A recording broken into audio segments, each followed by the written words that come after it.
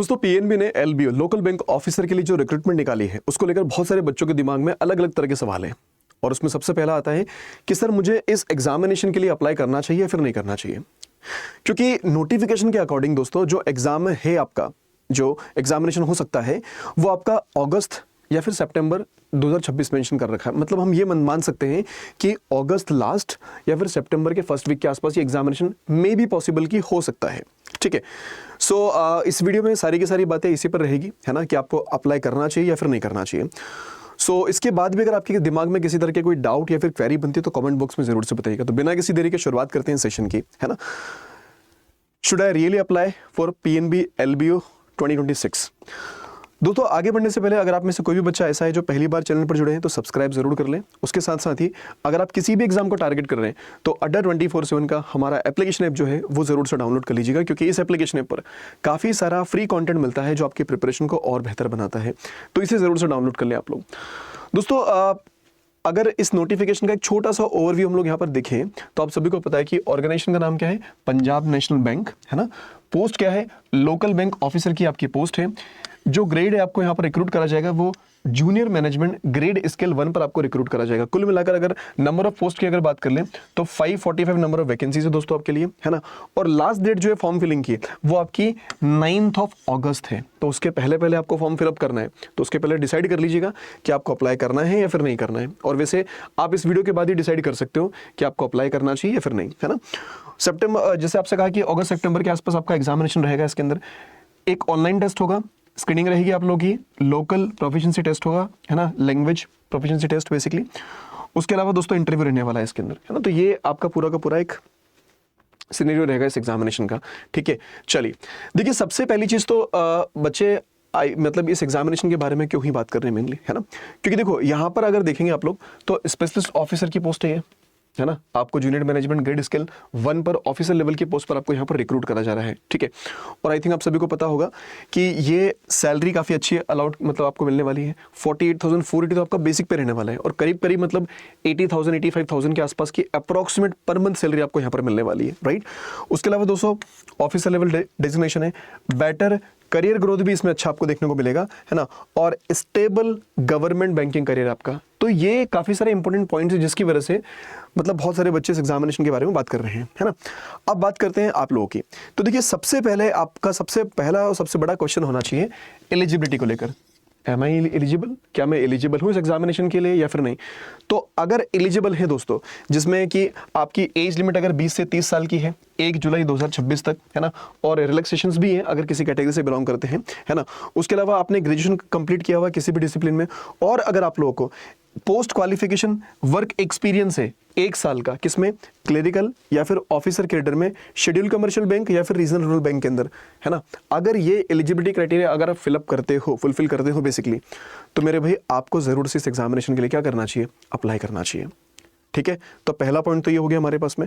और उसके साथ साथ ही लोकल लैंग्वेज प्रोफिशिएंसी टेस्ट, इस पर भी आपको काम करना होगा। ठीक है, तो अगर आपने 10th 12th की हुई है, जिस स्टेट से अप्लाई करने वाले हो उसी से, है ना, वहाँ की लैंग्वेज आपको पता है तब तो कुछ जरूरत नहीं है। लेकिन अगर आप किसी दूसरे स्टेट से अप्लाई करने वाले हो तो आपको ये एग्जाम भी पास करना पड़ेगा। ठीक है, तो अगर इस एलिजिबिलिटी को फुलफिल करते हो then you should go for this.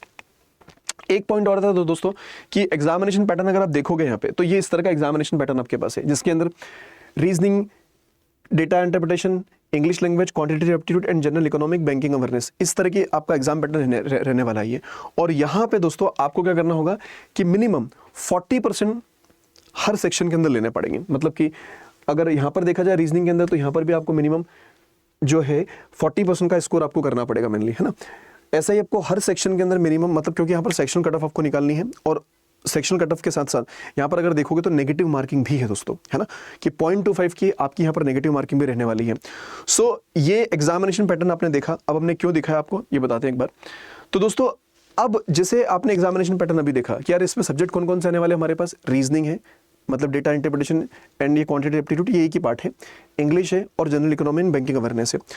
तो reasoning, English, quant, general awareness, banking awareness, ये ऐसे नहीं कि बहुत ज़्यादा कुछ नया आ गया है इसके अंदर, कुछ नया नहीं है, वही चीज़ें जो बैंकिंग सेक्टर में आती सारी की सारी, राइट।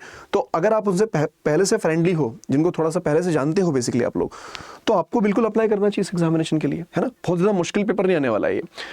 अब देखिए कंपटीशन कैसा रहने वाला है दोस्तों, तो भाई देखो कंपटीशन तो हर एग्जामिनेशन का ज़्यादा रहता है। आप अगर बात करोगे इस एग्जामिनेशन को लेकर, है ना, तो यहाँ पर भी कंपटीशन तो आपको अच्छा खासा देखने को मिलेगा। तो इसका मतलब ये नहीं होता है कि अगर कंपटीशन ज़्यादा है तो सर मैं अप्लाई नहीं करूँगा, है ना। आप कभी भी अप्लाई करोगे, हर बार आपका कंपटीशन आपको ज़्यादा देखने को मिलेगा, ठीक है। आप अगर अगले साल जाओगे तो इस साल जो बच्चे अप्लाई मतलब किसी एग्जाम को क्लियर नहीं कर पाएंगे, तो वो अगले साल आपके साथ कॉम्पीट करेंगे, ठीक है। मतलब और बच्चे बढ़ गए और उस साल के तो रहेंगे ही रहेंगे। फिर अगर आपने थोड़ा और लेट किया तो दोनों साल में जो बच्चे नहीं क्लियर कर पाए एग्जामिनेशन को, फिर वो आपके आने वाले साल में आपके साथ कॉम्पीट करेंगे। तो कंपटीशन तो हर स्टेज पर आपके पास अच्छा खासा मिलने वाला है, हर एग्जाम के अंदर देखने को मिलेगा, है ना। तो इसको सोचकर आप सोचो कि मैं अप्लाई ना करूँ, तो ये तो मतलब कोई मतलब नहीं बनता, कोई तुक नहीं उस बात का, ठीक है। अब दोस्तों, अब अगर बोलो कि सर लेट हो चुका है कि इस एग्जाम की प्रिपरेशन को स्टार्ट करना, तो देखिए जैसे आपको हमने अभी सारे के सारे सब्जेक्ट्स दिखाए, रीजनिंग, क्वांट, इंग्लिश और आपका बैंकिंग अवेयरनेस वाला पार्ट, ठीक है। तो ये सारा का सारा जो डेटा आपके पास है, अगर आप पहले से थोड़े से मतलब फ्रेंडली हो, आप थोड़ा थोड़ा बहुत जानते हो, है ना, और अगर आप नहीं भी जानते हो लेकिन आप मतलब पूरी तरह से डेडिकेटेड होके प्रिपरेशन कर सकते हो, अगर पूरी तरह से डेडिकेट होके आप लोग अपना मतलब बोलते हैं ना पूरा समय आप डेडिकेट कर सकते हो इस प्रिपरेशन को लेकर, तो बिल्कुल आपको इसके अप्लाई करना चाहिए, आप लेट नहीं हुए हो, है ना। क्योंकि यार देखो, ये पता रहता है कि जब नोटिफिकेशन आता है उसके बाद में मुश्किल से 1-1.5 महीने का समय मिलता है हमें एग्जामिनेशन के लिए, हमेशा की बात है। और बच्चे क्वालिफाई करते भी हैं, लेकिन वही बात है कि वो कंसिस्टेंट लगे रहते हैं, क्योंकि कंसिस्टेंसी बहुत ज़रूरी है इस एग्जामिनेशन के लिए, है ना। और समय आपको देना पड़ेगा भाई, कम से कम 6 घंटे 8 घंटे, मान लो कि कम से कम 6 से 8 घंटे आपको पढ़ना पड़ेगी चीज़ें। आप अगर किसी सपोर्ट स्टडी के साथ पढ़ रहे हो तो सपोर्ट स्टडी के अलावा आपको सेल्फ स्टडी भी करनी पड़ेगी, ठीक है। क्योंकि यहाँ पर भी नेगेटिव मार्किंग है, तो हमें स्पीड और एक्यूरेसी पर भी काम करना पड़ेगा, क्योंकि यहाँ पर सेक्शनल टाइमिंग भी दे रखी है आपके पास में, है ना। आपने देखा ना अभी कि यहाँ पर आपके पास क्या दे रखी है, सेक्शनल टाइमिंग भी दे रखी है हमारे पास में, और नेगेटिव मार्किंग भी इस एग्जामिनेशन के अंदर, सेक्शन कटअप भी हम लोगों को क्लियर कर रहे हैं, है ना। और सेक्शन कटअप देखो, ये सिर्फ क्या है, क्वालिफाइंग पार्ट से, कि मिनिमम इतने क्वालिफाइंग 40% का क्वालिफाइंग मार्क्स आपको लेके आने हैं। अब जैसे 50 नंबर का पेपर है, तो 50 नंबर में से 20 नंबर आपको लेके आने हैं, 50 नंबर में से 20 नंबर लेके आने, जो कि पॉसिबल है, बिल्कुल पॉसिबल है ना, ठीक है। बट एक बात हमें ध्यान रखनी पड़ेगी कि हम सिर्फ इसको क्वालिफाइंग, ये सेक्शनल क्वालिफाइंग वाला पार्ट है, लेकिन मेरिट भी आपकी इसी पार्ट पर बनेगी। तो हमें मैक्सिमम स्कोर करना पड़ेगा अपना, है ना। अपने को जो स्कोर है अपना, उसको मैक्सिमाइज करना पड़ेगा, क्योंकि जो फाइनल सिलेक्शन होगा दोस्तों, वो आपके इंटरव्यू और ये जो रिटन एग्जामिनेशन है, इन दोनों की बेसिस पर ही होने वाला है, ठीक बात है ना। तो ऐसा है यार। दूसरी बात दोस्तों कि आप अगर वर्किंग है ना, आप में से बहुत सारे लोग ऐसे होंगे कि सर मैं तो वर्किंग हूँ, क्या मुझे अप्लाई करना चाहिए, ठीक है, और क्या मैं इसको प्रिपेयर कर सकता हूँ। तो देखिए, आपने देखा कि इसमें जो अप्लाई करने वाले लोग हैं वो एक्सपीरियंस वाले चाहिए, है ना, जिनको कम से कम 1 साल का एक्सपीरियंस हो क्लेरिकल पे या फिर पीओ पर, तो वो बच्चे इसमें अप्लाई करने वाले होंगे। तो अगर आप लोग वर्किंग हैं तो आपको बहुत अच्छी चीज़ का नॉलेज ये होगा कि आप ना टाइम मैनेजमेंट के बारे में बहुत अच्छे से जानते हो, आप लोग टाइम मैनेजमेंट के बारे में काफ़ी अच्छे से जानते हो, और आप अगर क्लर्क या फिर पीओ की पोस्ट पे हो तो आप लोग कोई ना कोई एग्जाम क्वालिफाई कर ही बने हैं, बेसिकली कोई ना कोई एग्जाम निकाला आप लोगों ने। मतलब ये जो सब्जेक्ट्स है ना, quant, reasoning, English, banking awareness, इन सबसे आप पहले से फ्रेंडली हैं। आपको बस थोड़ी थोड़ी मतलब जो ना बोलते हैं ना, तराशना है, बस अपने आप को थोड़ा थोड़ा और तराशना, थोड़ा थोड़ा सा और पॉलिश करना है अपने आप को, ठीक है। और टाइम मैनेजमेंट यार दोस्त, आप लोग जानते हो, आप जॉब पर जाते हो 9 बजे जा रहे होंगे, तो उसके पहले का टाइम आप यूटिलाइज कर सकते हो, है ना। ऑफिस से आने के बाद रात में आप लोग अपना टाइम बढ़ा सकते हो, ठीक है। अर्ली मॉर्निंग, लेट इवनिंग, ये सारे जो टाइम्स है इसको आप बैलेंस कर सकते हो। ऑफिस टाइम के दौरान आप कुछ चीज़ें रिवाइज कर सकते हो, है ना, ठीक है। तो बिल्कुल पॉसिबल है, अगर आप एक वर्किंग भी है, मतलब जो वर्किंग है खैर वही अप्लाई करेंगे। कुछ लोग ऐसे भी होते हैं जो वर्किंग नहीं होते, वो छोड़ देते हैं, लेकिन अगर उनको एक्सपीरियंस है तो वो अप्लाई कर पाएंगे इसके अंदर, जो एलिजिबिलिटी क्राइटेरिया वाला पार्ट है ना। तो बिल्कुल आपको इसके लिए अप्लाई करना चाहिए, ठीक है। बट फिर भी ये आपकी कॉल एक बार, है ना। अब कुछ बच्चे बोलते हैं सर क्वांट डिफिकल्ट है। यार देखो, आप अगर क्लर्क और पीओ बने होंगे तो क्वांट सॉल्व करके ही बनेंगे, उस टाइम वहां तक पहुंचे होंगे, है ना। तो क्वांट इतना ज़्यादा डिफिकल्ट नहीं है ना, क्वांट इतना ज़्यादा डिफिकल्ट नहीं है। बस एक सही स्ट्रैटेजी के साथ, एक राइट अप्रोचेस के साथ अपने को इसको सॉल्व करने की जरूरत होती है। चाहे वो स्पीड मैथ्स की बात कर लो, जिसमें simplification, approximation, number series, quadratic वगैरह ये सारा पार्ट है, चाहे अरिथमेटिक की बात हम लोग कर लें, या फिर डेटा इंटरप्रिटेशन की बात कर लें, है ना। सब चीज़ें पॉसिबल है, बिल्कुल बना सकते हो।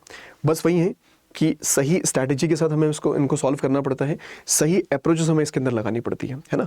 और अगर नहीं पढ़ोगे तो डिफिकल्ट तो फिर यही है ना। रिवीजन इज़ वेरी इंपॉर्टेंट, है ना। जैसे कोई टॉपिक आपने आज पढ़ा और अगर अगले 10 दिन तक उसका रिवीजन नहीं करेंगे आप लोग तो फिर वो भूल जाओगे।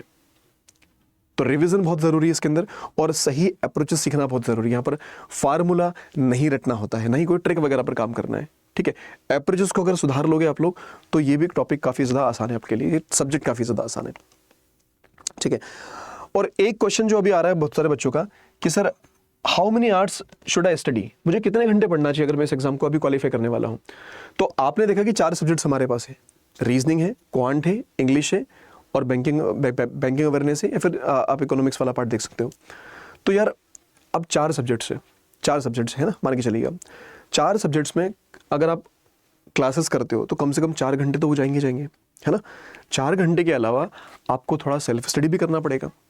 अगर जैसे रीजनिंग है उसके अंदर आपने पजल सॉल्व करी, लेकिन आपने पढ़ ली पजल लेकिन उसकी प्रैक्टिस नहीं करोगे तो कैसे बनेंगे क्वेश्चंस। क्वांट के अंदर आपने डीआई पढ़ ली लेकिन उसकी प्रैक्टिस नहीं करी तो कैसे बनेंगे क्वेश्चंस, है ना। तो हमें क्या करना पड़ेगा, टाइमिंग को बैलेंस करना पड़ेगा। तो ये मान के चलिए कि जिस तरह से एग्जामिनेशन का डेट, मतलब जो टाइम दे रखा हमारे पास कि एग्जाम कब तक हो सकता है, उस हिसाब से अगर देखा जाए तो ना करते करते आपको कम से कम 6 से 7 घंटे या फिर 8 घंटे के आसपास का टाइम आपको निकालना ज़रूरी है ना। और दूसरी बात, ऐसा नहीं कि मैं 10-10, 12-12 घंटे बैठ के पढ़ रहा हूँ, उससे कुछ नहीं होता है, ठीक है। समय मतलब क्वांटिटी से फ़र्क नहीं पड़ता, क्वालिटी से फ़र्क पड़ता है, ठीक है। हमेशा ये बात मतलब कही जाती है कि आप ये फ़र्क नहीं पड़ रहा कि आप 12 घंटे बैठ के पढ़ रहे हो, लेकिन 12 घंटे बैठ के पढ़ रहे हो तो कैसे पढ़ रहे हो, फिर बीच में फ़ोन स्क्रॉलिंग चल रही है आप लोगों की, ठीक है। किसी का कॉल आ गया, कॉल रिसीव कर लिया, कहीं किसी ने कुछ बोल दिया जाने के लिए वहाँ चले गए, तो डिस्ट्रक्शन वाला पार्ट हो जाता है फिर, है ना, ठीक है। तो अगर आप डेडिकेटेड वे में अगर मुश्किल से 6 से 7 घंटे भी अगर दे सकते हो पर डे तो बिल्कुल आप इतना सफिशिएंट इस एग्जामिनेशन के लिए और आराम से इस एग्जाम को क्वालिफाई करा जा सकता है, ठीक है। तो आई होप कि सारे के सारे जो पॉइंट्स हैं इन पर अपने बातें कर ली है ना। और थोड़ा सा आप लोग अपने एंड से भी सोच ले, है ना, अपने एंड से भी अपने पॉइंट भी देखिएगा आप लोग। उसके अलावा दोस्तों अगर आप ये जो सैलरी वाला पार्ट आपको बताया था, क्योंकि कई सारे बच्चों को मोटिवेट करता है ना। देखिए सैलरी जो है यहाँ पर अप्रॉक्सीमेट पर मंथ सैलरी आपकी बनेगी 80 से 85,000 के आसपास की, और बेसिक पे जो है आपके पास 48,480 आपका बेसिक पे रहने वाला है। उसके अलावा दोस्तों कई सारे अलग अलग तरह के अलाउंसेस भी आपको प्रोवाइड किए जाते हैं, जैसे डीएनए अलाउंस हो गया, हाउस रेंट अलाउंस हो गया, सिटी कंपनी अलाउंस हो गया, है ना, लीव कंसेशन हो गया आपके पास में, मेडिकल अलाउंस हो गया। उसके अलावा रिटायरमेंट बेनिफिट्स आपको मिलते हैं और भी अलग अलग तरह के अलाउंसेस प्रोवाइड किए जाते हैं। तो इस हिसाब से ओवरऑल अगर आप देखेंगे सैलरी, है ना, अप्रॉक्सीमेटली पर मंथ वो आपकी 80 से 85,000 की रेंज में बनने वाली है। तो आप थोड़ा ये सोचो कि यार मैंने अगर इस बार एग्जाम में इसको क्वालिफाई नहीं किया तो मैं फाइनेंशियली कितना पीछे हो जाऊंगा। 1 साल के अंदर अगर देखोगे इसको तो कितना सारा फिगर बन जाता है बड़ा सा, ठीक है। वैसे सोच लो, या फिर जो भी चीज़ आपको मोटिवेट कर रही हो, क्लियर है, क्योंकि अपॉर्चुनिटी अच्छी है। और यार देखो हमें लगता है कि कोई भी अपॉर्चुनिटी अगर आपको दिखती है, कोई भी अपॉर्चुनिटी अगर आपको मिलती है ना, तो हमें उसको मिस नहीं करना चाहिए, उस अपॉर्चुनिटी को बिल्कुल भी मिस नहीं करना चाहिए। क्या पता है ऐसे ही बहुत सारे लोग सोच रहे हो, तो जो ये 545 वैकेंसी निकल रही है ना, तो अगर ऐसे ही सब सोच लेंगे कि सर कौन अप्लाई करे, क्या करूँ क्या ना करूँ, ठीक है, तो कितने सारे अप्लाई नहीं करने वाले फिर बच्चे, है ना। लेकिन आपको पॉजिटिव वे में सोचना चाहिए। एक अच्छी रिक्रूटमेंट निकली है आप लोगों के लिए, और आप लोग ऐसा नहीं कि एकदम फ्रेशर हो, बिल्कुल फ्रेशर्स तो नहीं हो, है ना। आप लोग पहले से थोड़ा बहुत चीज़ों को नॉलेज रखते हो और आप लोग इसको प्रिपेयर कर सकते हो बड़े आराम से। इस बात का ध्यान रखिए आप लोग, ठीक है दोस्तों। तो उसी वे में फिर आपको अपने आप को क्या करना है, प्रिपेयर करना है इस एग्जामिनेशन के लिए, और बिल्कुल डुएबल इस एग्जामिनेशन को क्रैक करना है। और जो बोल रहे हैं कि सर दूसरे नोटिफिकेशन का वेट करें क्या, तो किस नोटिफिकेशन का वेट करोगे? एसबीआई का वेट करोगे, सीबीआई सीपीओ का, एसबीआई सीपीओ का हो गया हमारे पास में वो नोटिफिकेशन, या फिर आरआरबीएसओ का वेट करोगे, या फिर और भी कई सारे एग्जामिनेशन आएंगे। तो अपॉर्चुनिटी तो इन फ्यूचर आपको देखने को मिलेगी, है ना। लेकिन हम कितना रेडी हैं, हम कितना प्रिपेयर है उसके लिए। और कहीं ना कहीं आप लोग अगर इस तरह के स्टूडेंट हो या फिर इस तरह के कैंडिडेट हो जो इस तरह के एग्जाम्स को टारगेट करना चाह रहे हो, तो कहीं ना कहीं आपके पहले से भी थोड़ी बहुत प्रिपरेशन कहीं ना कहीं चल रही होगी, क्योंकि बैक ऑफ द माइंड हम लोग प्लानिंग बनाते रहते हैं, ठीक है। तो ऐसी कुछ प्लानिंग आप लोगों ने भी अगर बनाई है तो भैया बेस्ट ऑप्शन है, ठीक है। फिर भी आप लोग भी अपने एंड से एक बार विचार कर लीजिएगा, सोच लीजिएगा, क्योंकि हमारे हिसाब से तो ये एक अच्छी अपॉर्चुनिटी है, इसको मिस बिल्कुल नहीं करना चाहिए। अगर आप एलिजिबल हो और ये सारी की सारी चीज़ें हैं तो आपको बिल्कुल इसके अंदर क्या करना चाहिए, अप्लाई करना चाहिए मेनली दोस्तों, ठीक है। ओके, तो अगर आप एलिजिबल हो और अगर आप लोग सीरियसली प्रिपेयर करना चाहते हो उस एग्जामिनेशन को और कंसिस्टेंसी मेंटेन कर सकते हो, तो बिल्कुल आप लोग अप्लाई कर सकते हो उसके लिए, ठीक है। बाकी तो फिर हम लोग आज के लिए इतना ही रखते हैं। रही बात हमारे साथ, हम लोगों के साथ प्रिपरेशन करने की, जैसे आप में से कुछ बच्चे सेल्फ प्रिपरेशन कर रहे होंगे और कुछ को लग रहा होगा सर कहीं सपोर्ट स्टडी हमें मिल जाए। तो अगर आप लोग अड्डा 24/7 के साथ जुड़कर प्रिपरेशन करना चाहते हो तो दोस्तों हम लोगों ने आपके लिए एक डेडिकेटेड कोर्स प्लान किया है ना, PNB LBO का। तो PNB LBO का जो कोर्स है वो कुछ इस तरह से आपके लिए, लोकल बैंक ऑफिसर का ये बैच है, तो इसमें एनरोल करके आप अपनी प्रिपरेशन स्टार्ट कर सकते हो अगर चाहो तो, ठीक है। तो ये जो बैच है ये आपका 31 जुलाई से स्टार्ट हुआ है ना। तो आप अगर एनरोल करना चाहो तो ये रेफरल कोड है जिसका यूज करके आप इसमें एनरोल कर सकते हो मैक्सिमम डिस्काउंट के साथ। अब एनरोल किस तरह से करना है एक बार जरा वो हम लोग देख लेते हैं। तो दोस्तों अगर आप इस बैच में एनरोल करना चाहो तो फर्स्ट ऑफ ऑल आपको विजिट करना होता है अड्डा 24/7 की ऑफिशियल वेबसाइट पर, ठीक है। आप विजिट किए, आप पहले लिंक पर क्लिक किए वहां पे, है ना। आप लोग गए ऑल कोर्सेस में, फिर जाएंगे आप लोग लेफ्ट हैंड साइड पे रेगुलेटरी बॉडीज इन SO, इस पर क्लिक किया और उसके बाद यहाँ पर देखेंगे आप लोग PNB SO, तो आपको दिख जाएगा PNB SO, ठीक है। तो ये PNB SO के बैचेस है दोस्तों, राइट। ये PNB लोकल बैंक ऑफिसर का बैच है आपका जो कि 31 जुलाई से स्टार्ट हुआ है। आप इस पर क्लिक कर ले। क्लिक करने के बाद में आपको जाना है बाय नाउ पर, और बाय नाउ पर जाने के बाद दोस्तों यहाँ पर एक कूपन कोड एंटर करना होता है and that coupon code should be Y710, ठीक है। और इसको अप्लाई कर दीजिएगा। आपने जैसे ही अप्लाई किया तो दोस्तों काफी कम प्राइसिंग के साथ ये जो बैच है ये आपको मिल जाएगा और इसकी प्राइसिंग थोड़ी और भी कम हो जाएगी। अच्छा, प्राइस कैसे कम होगी? अगर आप लोगों ने इसको एप्लीकेशन ऐप से परचेस किया है ना, तो एप्लीकेशन ऐप से क्या करोगे दोस्तों, सेम रेफरल कोड वहां पर आपको यूज करना होता है Y710। अगर ये रेफरल कोड यूज करोगे तो जो डिस्काउंट आपको दिख रहा है 80% का, ये डिस्काउंट हो जाएगा दोस्तों 81% का। So if you are interested then you can go for this batch. और भी कोई क्वेरी हो, कोई डाउट हो तो आप लोग कमेंट बॉक्स में बिल्कुल बताइएगा, ठीक है दोस्तों। सो अगर आप इस बैच को ज्वाइन करते हैं तो मिलेंगे इस बैच में, अदरवाइज नेक्स्ट वीडियो में। Thank you so much for joining this session. Bye bye, take care, all the best.